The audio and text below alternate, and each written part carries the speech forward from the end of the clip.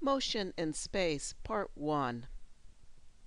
If r gives position of an object moving in three-dimensional space, then its derivative, v, gives the velocity of the object, and the magnitude of v gives its speed. At time t1, the vector r of t1 gives the position of the object, and the vector v of t1 gives its velocity at that time t1.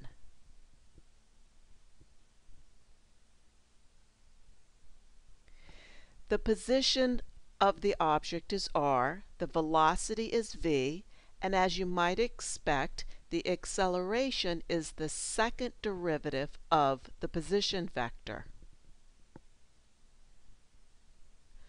Note that while position changes, so does the velocity vector and the acceleration vector. Let's first examine an object moving in two-dimensional space. Find the velocity and acceleration of this object. And check your work. Notice that the position vector and acceleration vector are negatives of each other for every value of t. Find the dot product. The dot product is 0 regardless of t, and so the position vector and velocity vector are everywhere orthogonal. The graph of the curve given by the position vector is a circle centered at the origin with a radius of 3.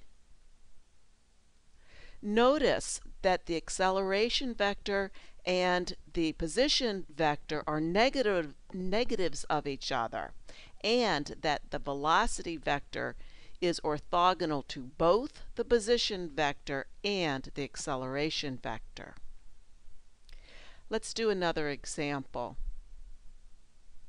In this example, we have two parameterizations for the same path. Notice that at t equals 0, both parameterizations put the object at the same point.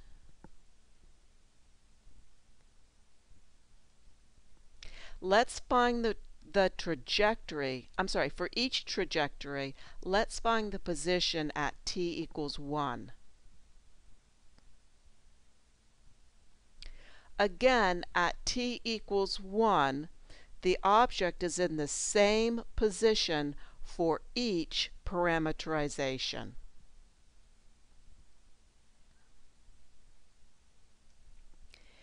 Now, for each trajectory, let's find the position at t equals 2.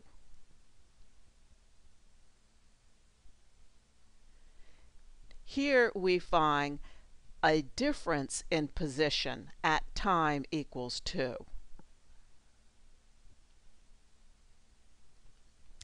The last position vector we will look at is for small r. What is the position of the object at t equals 4?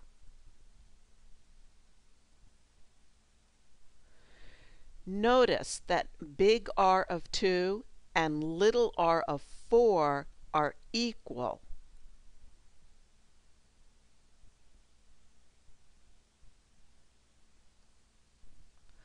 Both parameterizations result in the same curve.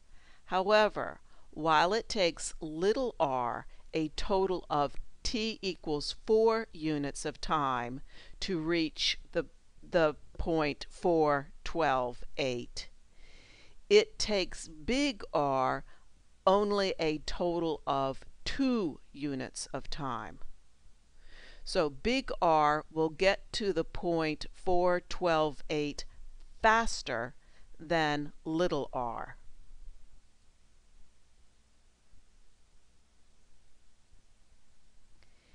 So even though the object travels along the same path for each parameterization, the object will arrive at a particular position at different times, depending on the parameterization used.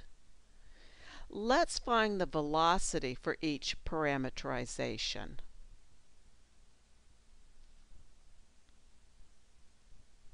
And check your work. We just found the derivative of each component.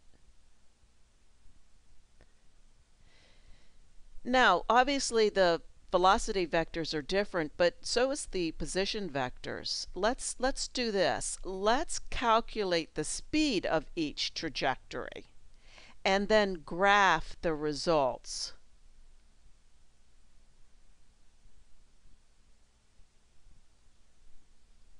And this is what we get. The blue graph is the speed on big R trajectory, and the green graph is the speed on the little r trajectory. And you can see that while the speed of big R is slower at first, it will overtake little r and have a greater speed. All right, well, we'll continue the conversation of motion in space in part 2. Take care. Have a great day.